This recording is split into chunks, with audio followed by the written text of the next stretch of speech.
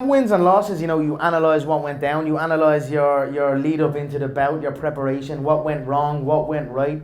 Life is a lesson, right? You're forever learning and constantly growing. You should always look back at what you've done and use it to do more things. So I would just analyze everything. How committed was I? What went wrong? What went right? And then make those corrections for the next time. So the sun, you win, you lose, you go to sleep, you wake up. The sun goes down and it comes up the next day. It's no different. So you just analyze. You must do that on a win also. If you sleep on a win, you'll wake up with a loss. So you've got to stay analyzing your preparation and your focus and be honest to yourself. And that's happened to me. I've had many ups and downs in this game. For an example, for would be like the Diaz 1 rematch. The Diaz 1 fight. My preparation in the lead up to that, it wasn't. I was overtrained and I was run down by the time the fight came, and then midway through the second round, there was no more left in the tank. Then I went a bit more the scientific route, met the doctors and the trainers on the McGregor Fast program, and began formulating a proper training routine. And I was fully committed on my nutrition, on my training, on my sleep. I went to sleep at the same time. I woke up at the same time each day in camp, and I went and I avenged that loss. So I've heard the word commitment, and how important is the commitment to discipline, and how hard is that for you to commit to discipline in the routine, in the preparation for the fights? And what would you suggest to young sportsmen, young people who are trying to become real leaders in life and sports? How do you recommend them to go with commitments? I mean, we are all human. Without the work, if we do not put the work in, you won't get the reward. So that's it. Like I said, it's easy for someone to do this once, maybe even twice, but to do it year after year and time after time, that's when your commitment can drop. That's when other things can get in the way. That's when I may start paying attention to the football again, and then the fighting. I'm not giving it I'm not giving it 24/7. You know what I mean? So that's it. Just stay focused and put the work in, and if you are at it long enough, you will have ups and downs. You will have dips in commitment and lapses in concentration. But you just got to be honest to yourself and be aware, make those corrections, and carry on. And your state of mind is super important, I guess, to sustain wins and if any loses, and also to go through discipline, to commitments and discipline. And how do you work on your psychological state of mind? Who does help you on that? Do you read specific books? Do you? Yeah, I do read books about positivity and things like that. But really, for me, it's always been my confidence has always come from my work ethic. You know what I mean? I am a very, very hard worker in whatever I am engaged in. Sometimes I will, if I have one thing lined up and then I have another thing lined up, I'll put more work into one certain entity or business or whatever, and then the other one will not get that work, and then I will pay the price for that, and that's it. So, and you just got to put the work in and be confident. The confidence will come from the work ethic. How do you feel about Vasil, and what do you know about him? What do you know about Ukrainian boxing culture, maybe? I know boxing. I know Ukrainian boxing is phenomenal, second to none, in world sport, in world boxing. I know Vasil Lomachenko very well. I've studied his fighting for many years. He's a phenomenal boxer, the pound for pound #1 boxer on the planet today, I believe. For me, you must compete in mixed martial arts. There comes a stage where, if you are not, you've got to try. You are just lying to yourself if you stay in one discipline. It's not a complete fight. You've got to compete in mixed martial arts. I would like to see him compete now in mixed martial arts competition. I know he had some words about me or whatever, but me going to boxing to fight Floyd, it would be like him going to mixed martial arts to fight Henry Cejudo, who was an Olympic freestyle wrestling champion. I don't even think that's necessary. I don't think that's wise for him to do. But I do believe it's time for him to venture into mixed martial arts competition, personally. Thank you, Conor. Otherwise, you're just living a lie. And the next question is from me regarding the Ukrainian boxers. You know who's Alexander Usyk? I know Usyk very well. Yeah, he fought Tony Bellew, I believe, recently, and he's a phenomenal boxer. I believe he's going up into the heavyweight division. The heavyweight boxing division is absolutely phenomenal at the minute. You've got Tyson Fury, one of the cleanest boxers, one of the smoothest boxers in the division. You've got Anthony Joshua, freak athlete. You've got Deontay Wilder, freak power. What's the other guy? Ruiz. You've got him. He's also a crafty boxer, not similar to Tyson, but similar in quality of boxing. And also he's got that knockout power.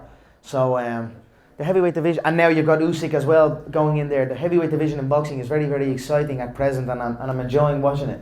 The question is, what were the weak spots of Khabib that you've mentioned with your team that you could use if you decide to have an next fight? Well, I believe we overestimated his grappling severely, and we also underestimated his striking. So they are things we will correct. You know, I will go on the offensive from a grappling standpoint. I believe I was winning the clinch exchanges in round three in round three in the bout, but it was a little too late, a little too late in the bout, and also my lack of commitment, and you know, I wasn't as fully committed as I should be, carrying injuries and whatnot. So there's many things we can improve and sharpen up when the rematch happens. And thank you for this answer. And how does this work of analysis going on? Like, you all sit together, you have a computer, and then the coach You know, for me, when I left the arena, I was just watching the bout repeatedly over and over again, and that's it. Just continuing, just analysing the sequences, the moments, and then referring them to the training camp, what we were doing in training, and what was not necessary, what was necessary. Exactly like I was speaking on earlier. Analyse what went right, what went wrong, make amends, and carry on. So we will continue, and we will make this right, no doubt. And you definitely can expect this question. So what would be your next two fights? Who are you gonna fight? We're very close to announcing it. Not just yet, but surely over the course of this trip we should have an announcement. So that's what we're aiming for. And then, so there's at least commitment for one match, but are you gonna have more, like 2 or 3? For how long do you want to stay in MMA? For me, I am looking at this next run. For me, I used to fight every couple of weeks, really, before the UFC came. Then it was every couple of months.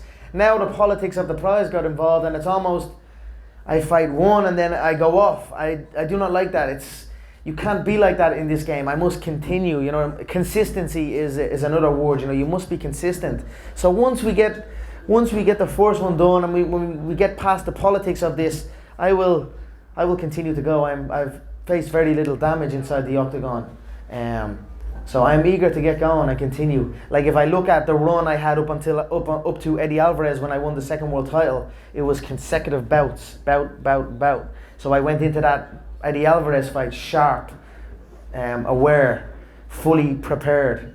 And what happened on the night. One of the greatest performances in any title fight ever in the UFC. So that's what we are looking to continue on in the next time. Again, analyze what went wrong in the past, analyze what went right in the past, use it to go forward to the future. Do you have rivals that you really want to fight and money doesn't play there?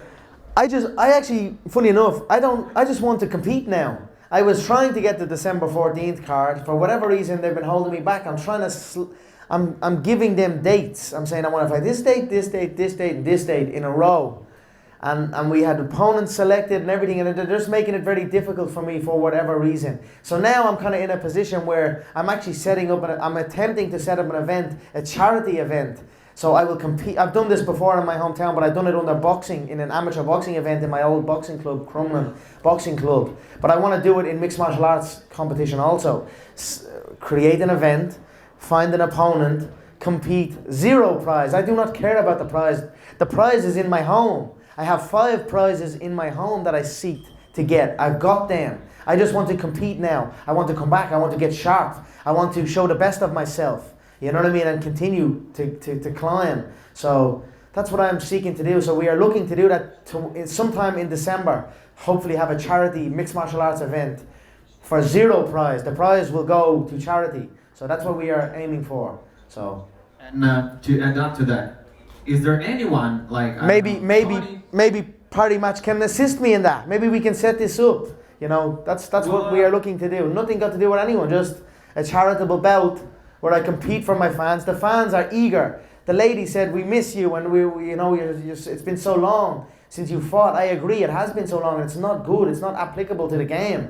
It's not how I rose to be the greatest of all time in this game. You've got to be consistent with it. So I'm looking to get back in and compete, and we are doing it any way possible. And I would love to do it for charity. I even offered for the Frankie Edgar bout to donate my purse to charity. I said, you can get, because they were saying they won't make enough money on the Frankie fight. And I was like, I don't care.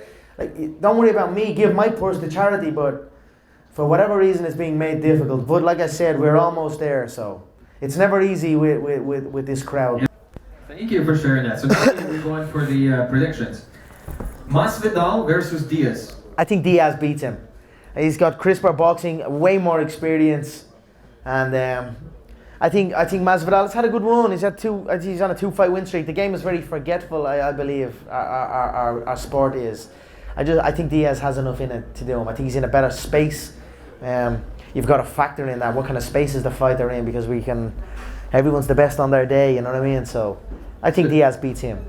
It'll be an interesting one. I think Khabib would probably beat him. Again, you've got to see what the circumstances are. Anyone can win on any given day. Tony is a formidable fighter also. You know, he's very, very tough.